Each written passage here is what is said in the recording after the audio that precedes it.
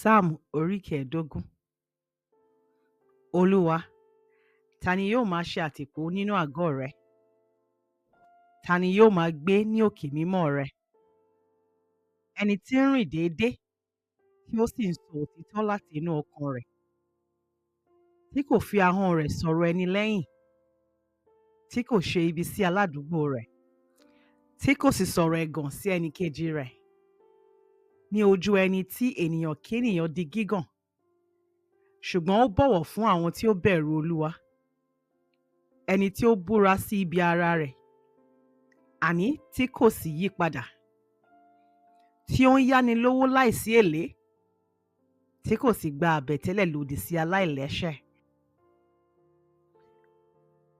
Ẹnikẹ́ni tí ó bá ṣe èyí ni a kì yóò mì láéláé.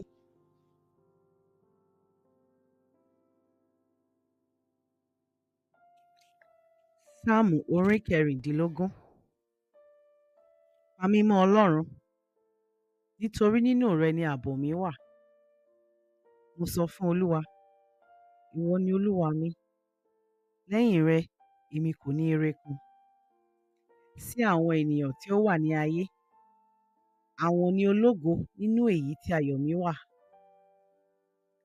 Ìṣòro àwọn wọn nì yóò pọ̀ sí, àní àwọn tí ń tọ Ọlọ́run mìíràn lẹ́yìn. Ẹbọ ohun mímu ẹ̀jẹ̀ wọn ni èmi kì yóò ta sílẹ̀, bẹ́ẹ̀ ni èmi kì yóò dá orúkọ wọn lẹ́nu mi.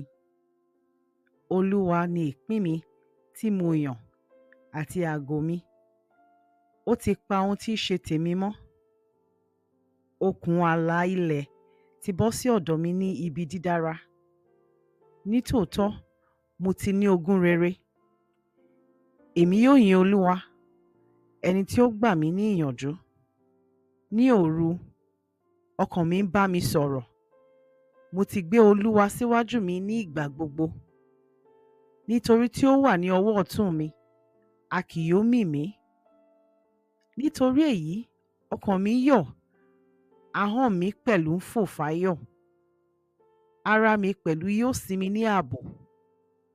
Nítorí ìwọ kò ní fi ọkàn mi sílẹ̀ nínú isà òkú, tàbí kí ìwọ jẹ́ kí ẹni mímọ́ rẹ kí ó rí ìdìbàjẹ́. Ìwọ ti fi ipá ọ̀nà ìyè hàn mí. Ìwọ yóò kún mi pẹ̀lú ayọ̀ ní iwájú rẹ, pẹ̀lú ìdùnnú ayérayé ní ọwọ́ ọ̀tún rẹ.